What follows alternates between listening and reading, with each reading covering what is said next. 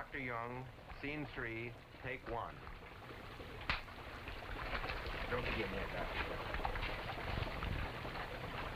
All right. Here is a Latin inscription. It's a very cryptic text that would need a lot of commentary. But I give you the mere translation. The stone speaks now, being personified, of himself, and says, Orphanos sum, solus tamen ubique reperior, udo sum sed mihi contrarius. I am an orphan, alone, yet I am found everywhere.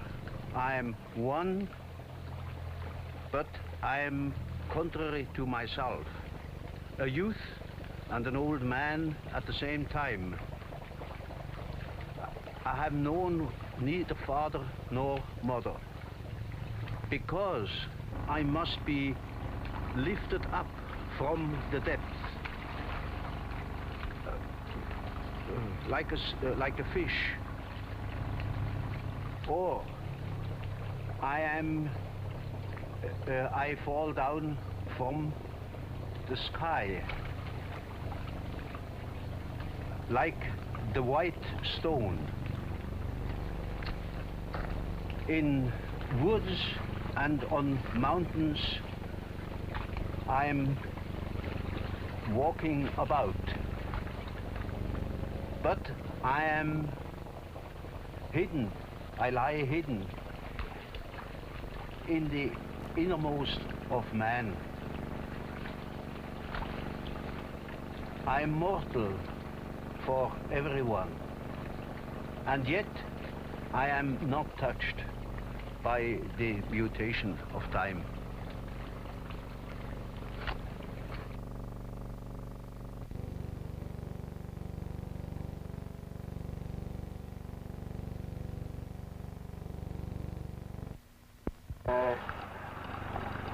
So this was filmed in 1950.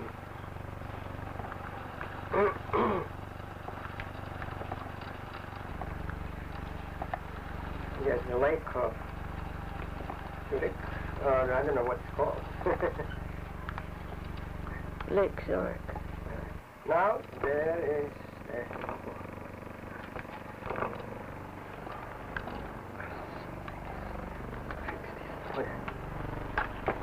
What is it? Now Dr. Jung is sitting by the lake. Oh, yes. He liked very much to sit by the lake.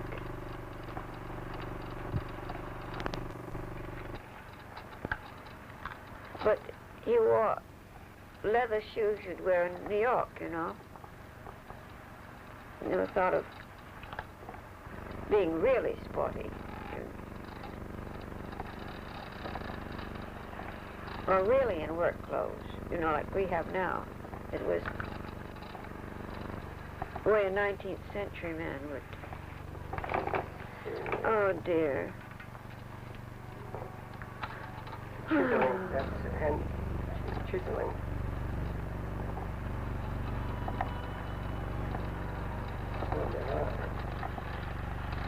It's not a stone. What is he doing? He's just chiseling.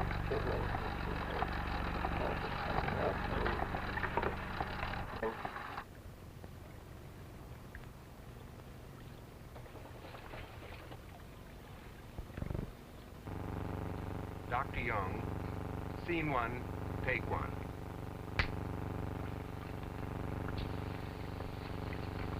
When I actually do that sound of my hands makes a big mark on the soundtrack. Right. And that corresponds to the picture of the two hands coming together, and then when you link those two, everything from then on is in sequence.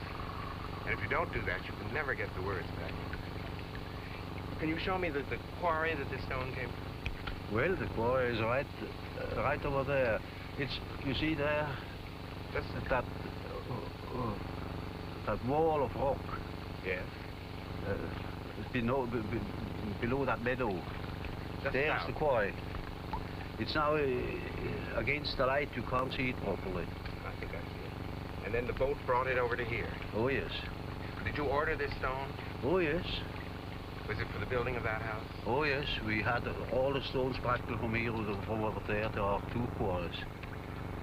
Well, how did it happen that this one stone came? This one, Well, that's a funny story about that stone. We needed a certain stone for that wall behind the tower, and we gave the exact measurements to the foreman, and he took them down properly. And the next day they brought a load of stones, and but we looked in vain for the stone we had ordered. It was a pretty big stone we ordered. Instead, they brought a perfect cube. Well, that stone here. And of course, my mason didn't like it at all and said they should take it back, but I took it as a hint. I leapt on it at once. I say, now this is the stone I need. And instantly I had the idea I would put it there with an inscription. You know, that cube caught my fantasy. But you'd cut stones before, haven't you? Oh yes, I have learned cutting stone in that quarry over there. Really? Yes, I have built that house here. Well, how long did you work on it? With two workmen. Well, we had it up practically in 6 weeks.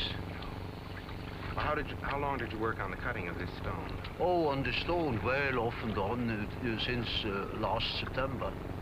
So really a year? Well, a year, yes. But only off and on when I was here.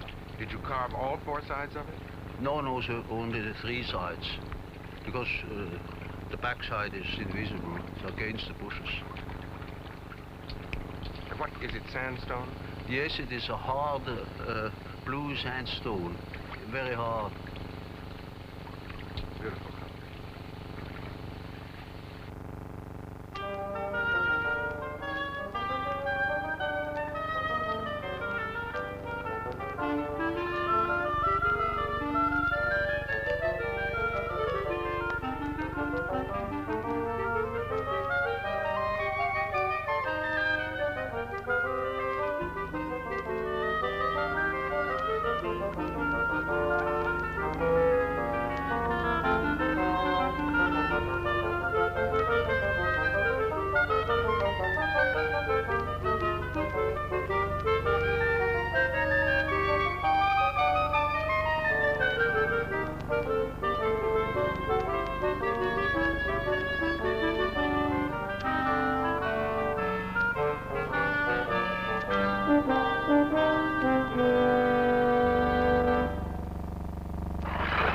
He let me work in his library, you know, And there many pipes there, table. I wasn't interested in this table. I was interested in the books. Oh. I was so interested I didn't use my time well. Very excited.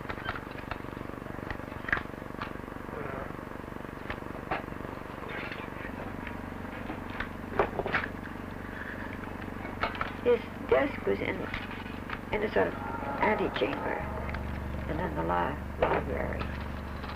Maybe in the book. No, she doesn't look like anyone I've ever seen.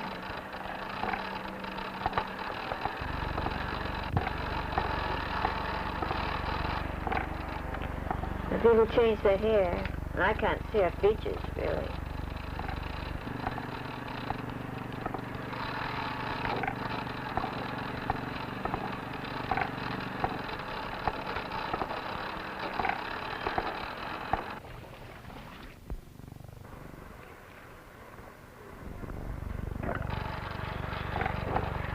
Yes, on his right was Mrs. Jung, on that left side. Yes. It's his right. Now you'll see, I think it's very difficult to see. So I can't Yeah. see them. I can and see then some, they came.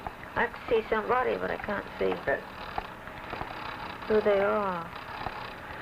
Well, it never occurred to me I wouldn't be able to see them.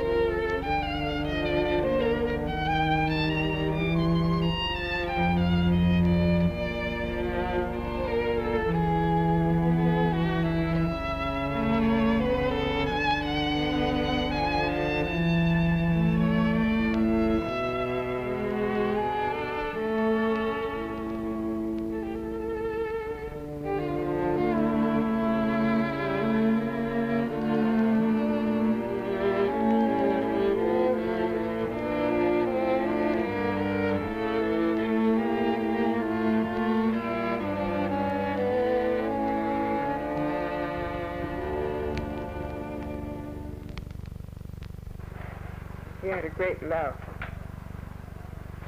He told his wife that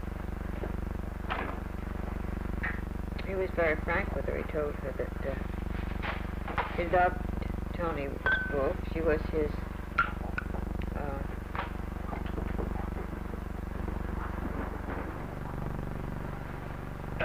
spiritual love.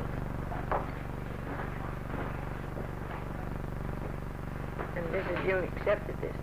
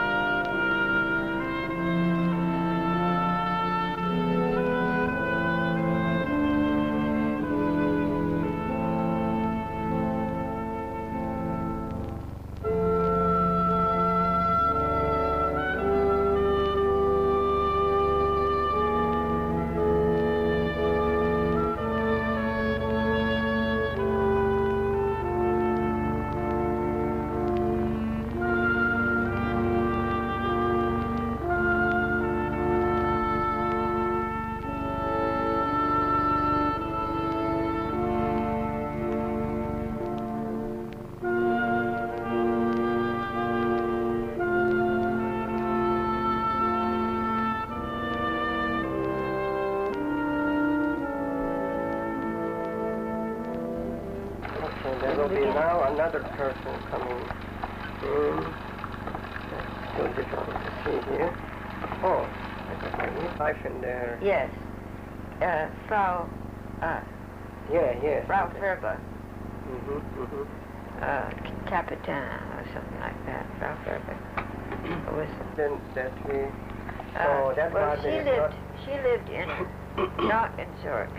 She lived in where I met Jung, Ascona. Ascona. Yes.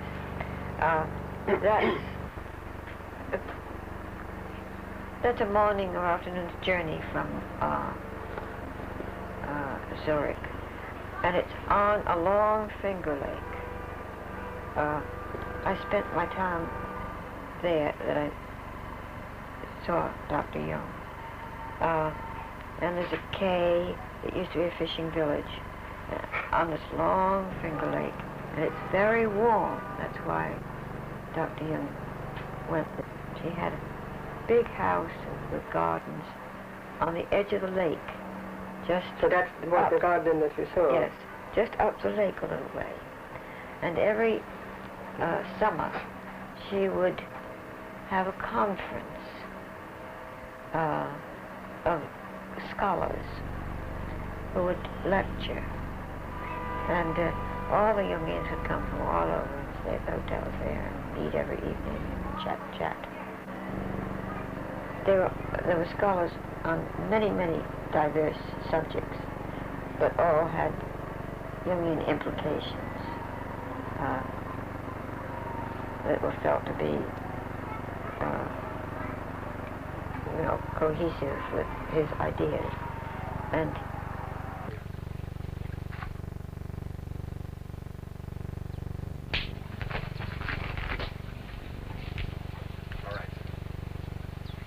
well, you see, this is a Greek inscription.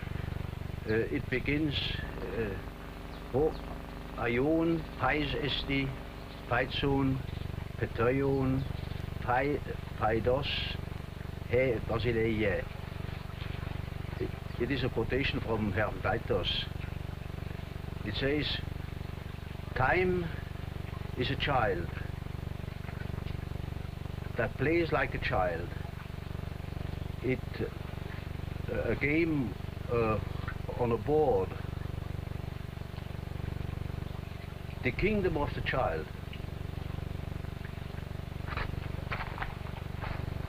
Then Telesforos, this is the name of this little figure here. He is the familiar spirit of the god of the physicians, Aesculapius. The text says, Telesforos, traveling through the dark spaces of the cosmos, and rising out of the depths like a star. He points the way, par elioioculas kai demononairo, to the gates of the sun and the land of the dreams. The latter is a quotation from Homeros. Then you see a division into four parts. Here are the three lightnings, one river. It's the ancient idea of paradise with its four rivers. Three were supposed to be equal, and one has a double meaning, and that's the one here, the river. This is an old alchemistic secret, the so-called axioma Maria. This Maria has nothing to do with Mary, but with the Maria Prophetessa, or Judaica. She was a philosopher in the time of Hypatia. That was another woman philosopher living in Alexandria about the 3rd century. It says, this axioma says, from 1 comes 2, from 2, 3, and from the 3rd comes the 1 as the 4th.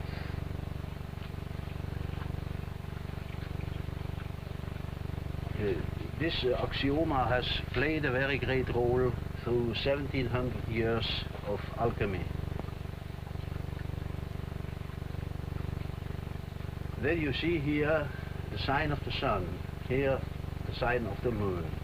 On the left side Jupiter, on the right side Venus. Saturn above, Mars below. These 4 planets are the so-called division into 4, the tetrameria.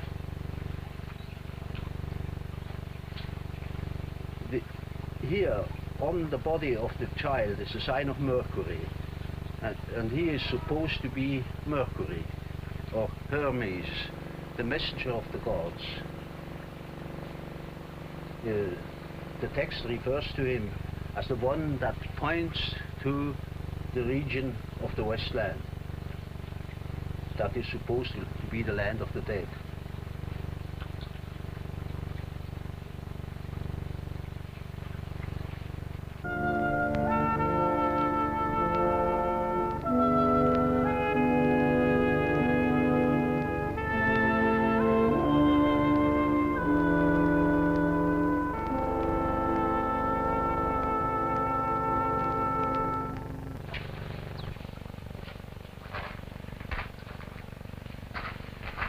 Dr. Jung, scene 2, take 3.